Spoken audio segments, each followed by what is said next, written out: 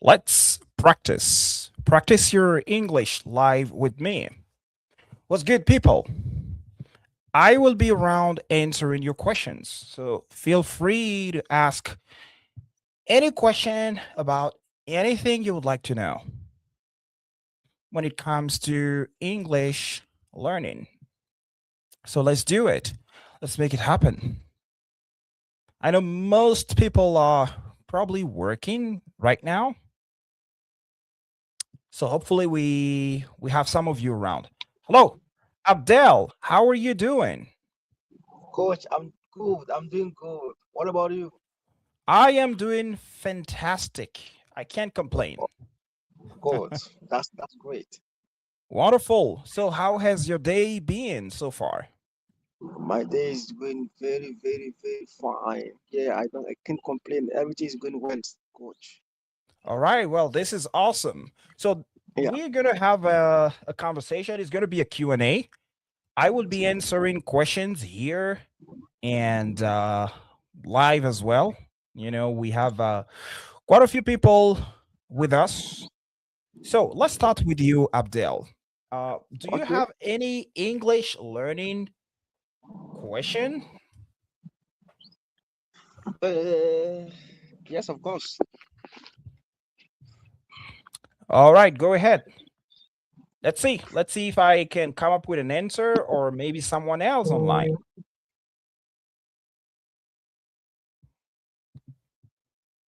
Are you around? Not around? Okay. I mean, as Abdel is fixing his network issue or microphone, well, guys, uh, picture this. Have you ever found yourself in a position where you struggle to understand native speakers between brackets, but then you can still have a native English teacher or a native English content creator, especially in the educational niche? So, suddenly a teacher that you don't struggle to understand. When they speak, they are American or British, but you don't struggle to understand. You don't struggle to pick it up when they're speaking. But then when it comes to the English spoken in what we can call real life situations, other native speakers, maybe in a movie or um, in person, it becomes more complex. It gets harder and it seems to be way faster. Have you experienced it? I mean, I did personally. In my English learning journey, I did experience it. Now, why is that? How is that a thing? How is it possible? Well, the answer is very simple.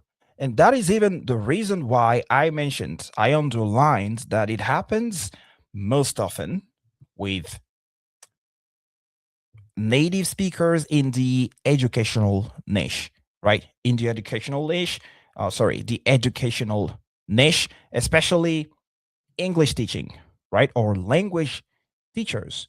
Now, what do we guys do? That's something I've experienced personally on the teachers' end as well. We as teachers focus more on communication, right? We create content to educate people, to teach a language. Now, while we are still aware of the importance of exposure and real life and natural English, spoken English exposure, we also try as much as we can to speak clearly, slowly enough, and therefore using relatively standard English, while movies use real and natural speech. So it's not going to be the same thing. It's going to be even more idiomatic in a movie. It's going to be probably faster than what a teacher does because the first goal of a teacher is to educate, right? So if I want to teach a vocabulary lesson or a grammar lesson, I am going to speak basically the same way I'm doing now. Now, another thing about me, about myself, is that I have gone through different stages in the English learning process. There's been a stage where I confused fluency with speed, and I would speak fast. But then there's been another stage where I started to slow down, and I understood that speech clarity resides in, a, let's say, an evenly paced speech as a whole, if I can put it so. It resides in clarity, not only in accuracy, so in the content, but then in a constant and normal rhythm in the form as well. And that's what I've tried to achieve. I've come to the point that when you speak slowly and clearly enough for your interlocutor to understand every single word, that's make that it reflects the weight of your words, and communication becomes effective. And that's the reason why over time I started to slow down. As a matter of fact, the vast majority of articulate people, leaders, teachers, communicators, as in general, Denzel Washington, Barack Obama, what have you, they would take their time to think and to speak at a relatively slow pace, right? So that the words they use can breathe, and there is room for connection, there is room for understanding, and clarity just comes about. So that's the thing, right? And that's what I do personally. So, of course, I might speak a little bit faster and use more natural and idiomatic terms when I am talking to a native speaker or to another advanced English speaker outside a classroom, or a classroom outside the educational or the teaching context. That may happen, but as in general, I try you know to focus more on the message and on teaching, on the pedagogical aspect when I'm in my teacher's shoes or role. So that's what we do, and that is the reason why, in most cases, it's going to be easier for you to understand American or British native speaking teachers than actors, for instance, or other speakers, as in general. So I guess that answers the question. Hello, B. Bully. How are you doing? Yeah. Yes, I'm doing great, coach. What about you? I am doing wonderful. So, That's great. um, yeah, this is a Q&A. We are going to talk about pretty much everything, anything you guys here and the internauts also come up with. But then I have a question for you. Have you um, seen the latest video I uploaded, and the poll on the so-called, I would say, or the very commonly referred to native speaking accent, native English accent. Have you seen it Yeah. around in the private community or somewhere on the platforms? Not yet, coach. Not yet. Not yet. Okay. So here it is. I'm gonna ask you the question here, and then you'll tell me what you think about it. Should Okay. you, as an English learner and also a teacher, change your accent when speaking English to sound native, to sound like an American while you are African, for instance? Okay. That is a good question, dear coach. Uh, as far I'm concerned, when it depends on the environment or the atmosphere where I am. You see, for example, when with my friends who do not speak English very well, I try to adapt to their way of speaking. It's mean that I am an African, I am an Ivorian.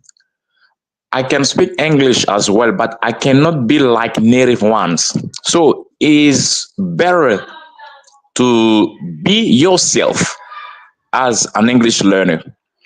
We know we all are trying to imitate or to mimic native ones, but we can because English is the mother tongue. So we cannot speak English like we were born on that place. You see, so I can speak English, and what I want to learn is, I mean, how to pronounce the words, how to be good at phonetics, and so on and so forth. So even last time, I was with my friends who we were at the same university, and a guy told me that he want to speak like Barack Obama, some outstanding figures. I said, yes, that's quite normal, but do not forget that where you are because you are an African. It's like we know that in Cote d'Ivoire here, our official language is French. We know that we have been colonized by French people, but when French people are speaking French, it's not the same like ours because we know we are trying to. We even speak English as well, but we even speak French, but the way of speaking French is totally different from us. So, as we know, it is the same language. So, I can say I can try to speak, but I can't do like native ones. This is what I think so. All right, that makes sense. So basically, you prioritize pronunciation over accent. Your goal is Yes, to mhm. sound good enough to make yourself understood, but Yes. nothing very extra. Hmm. You don't find the necessity to, you know, go the extra mile and try to sound like a native speaker. Uh, and as a matter of fact, given the context in which you are uh, in Cote d'Ivoire, trying to sound too natural, too native could hinder communication because the people around you might struggle to pick up a native, like a typical American or British English accent, right? Yes. Okay. All right. Well, that makes sense. That makes Mhm. sense, actually. Okay, so I'll have some people in. Let me share the link, guys, for those who want to join us. Okay. Some people are requesting it online. Okay, so today I'll make it happen. All right, I'll have you guys in. All right, so click on this link. Let me pin it. Okay, it's on YouTube. Check. Um. Okay, so guys, for those who are on YouTube, you can find it here. I don't know how to share the link on Facebook. Let me check. Let me check. I think the only option I have here, it goes. Does it go? Oh, it goes to all destinations actually. So I think even the Facebook guys can see it. Yeah, that's correct. That's correct. Even the Facebook guys have it as well. So click on this link. I don't know how I can pin it. Is it possible to pin it? Let me check. Can't pin it. Uh-huh. Okay, I can't pin it. But guys, the link you saw in the chat, that's it. So you just click on it and then you'll be able to join us. All right. Okay, very good. So now I have another question for you, B. Yeah. Um, Yes. you know, just as I started, I was discussing something quite interesting. When you Hmm. joined me, I was answering a very common question. I don't know if you Hmm. found yourself, if you've been there as well, but then sometimes um, people have the impression that it's harder for them to understand people when they are talking to them in person, and it's easier for them to understand a teacher, um, even a native, American speaking, uh, American English speaking teacher, right? It's easier for them to pick it up when they speak. compared to other native speakers in a movie or in a real life situation? Have you experienced that? Have you been there?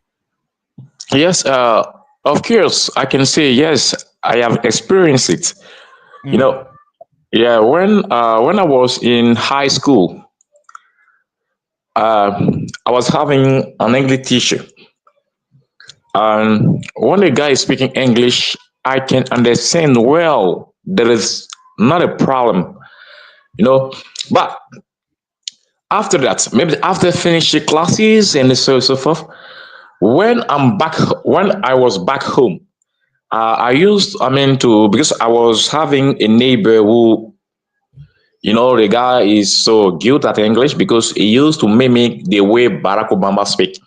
Yeah, he always download his video and mimic it. And at that day, when I can say when my friend, I'm talking about my neighbor, when the guy is speaking English, it is it's like the son of Barack Obama who is speaking because I don't uh-huh. know yeah, the way because he even told me he said that Barack Obama is the person who used to link words, flap on the words, something like that. You Mm, see, at that time when the guy is speaking, sure, great. I cannot understand what the guy is speaking. I can understand some words, some phrases, but Barack Obama uses some many idiomatic phrases.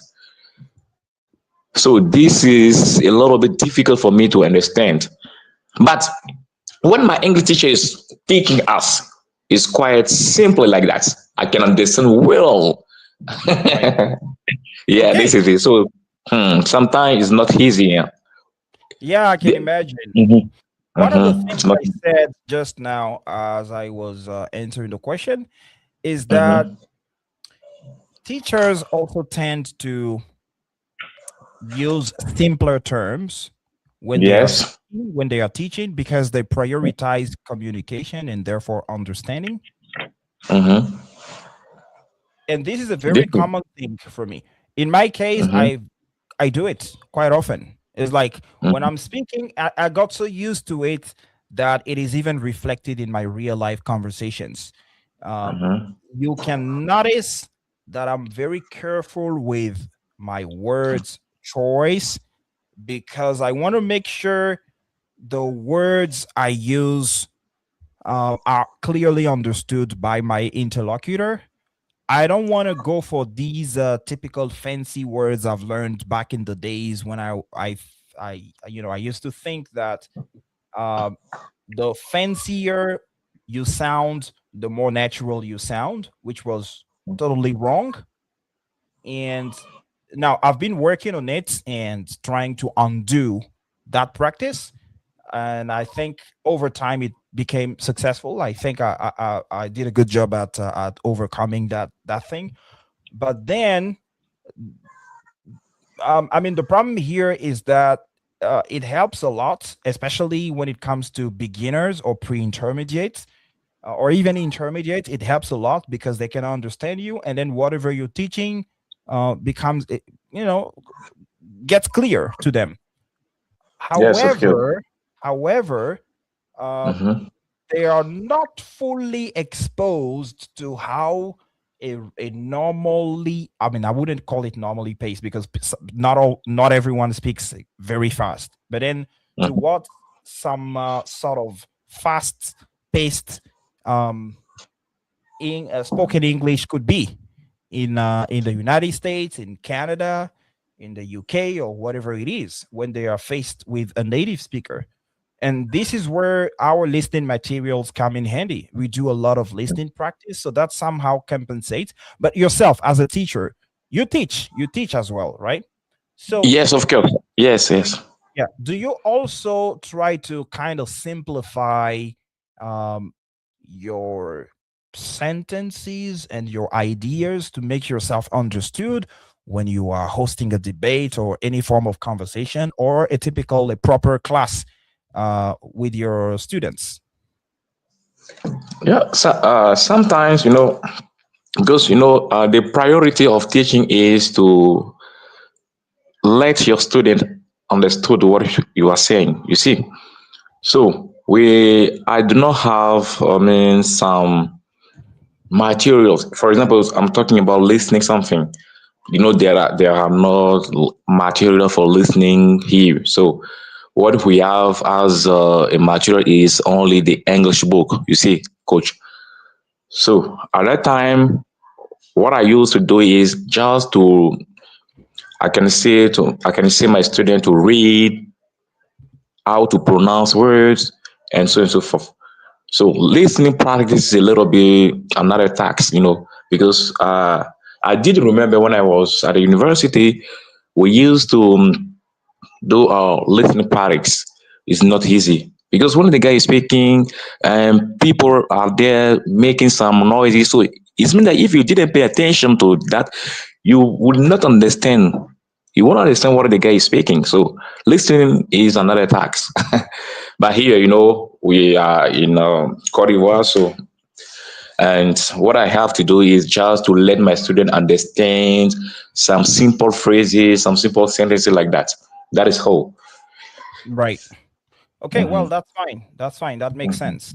And that would be it pretty much. Guys, I'm sorry, but I have to go to the gym. So it was going to be a very quick one, just um approximately half an hour, and I think we made it. Hopefully I have you again before the weekend, or maybe on weekend, and we get to talk about other interesting stuff, right? You can still ask questions at any time. And that will be it for today. So thank you guys for your time and have a nice day. A, B, I catch you guys later. Have a nice day, Yeah, guys. thank you. Yeah, cool. All Thank you right. so much, coach. All right. You're welcome. See you then. Okay.